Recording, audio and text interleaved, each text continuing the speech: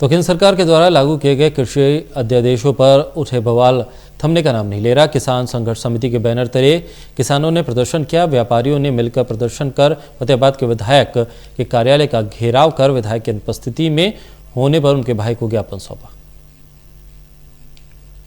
केंद्र सरकार द्वारा लागू किए गए कृषि संबंधी अध्यादेशों पर उठा बवाल थमने का नाम नहीं ले रहा।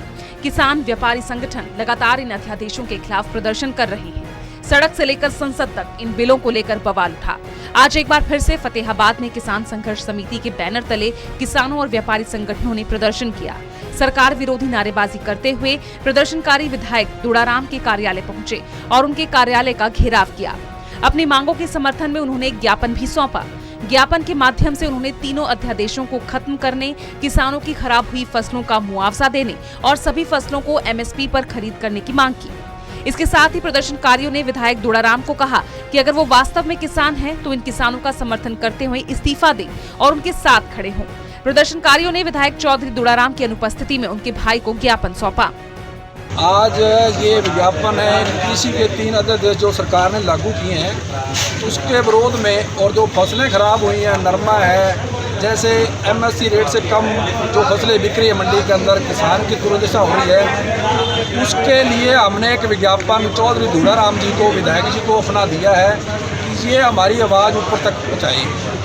और उसमें यह भी लिखा है कि अगर आप किसान हो तो आप सरकार को इस्तीफा दे के हमारे साथ खड़े हो जाओ।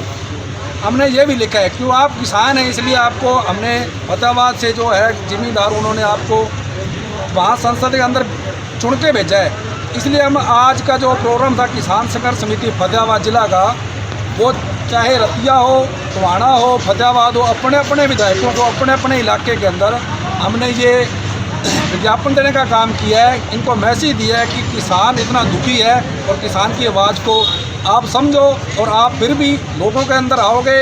ये तो 2-3 साल की बात, उसके बाद फिर आप लोगों के अंदर आओगे। बहरहाल किसानों का 3 अध्यादेशों को लेकर प्रदर्शन जारी है और कई संगठनों का किसानों को समर्थन भी मिल रहा है। अब देखना होगा कि सरकार क्या निर्णय लेती है। फतेहाबाद से टोटल न्यूज के लिए रमेश भट्ट की रिपोर्ट।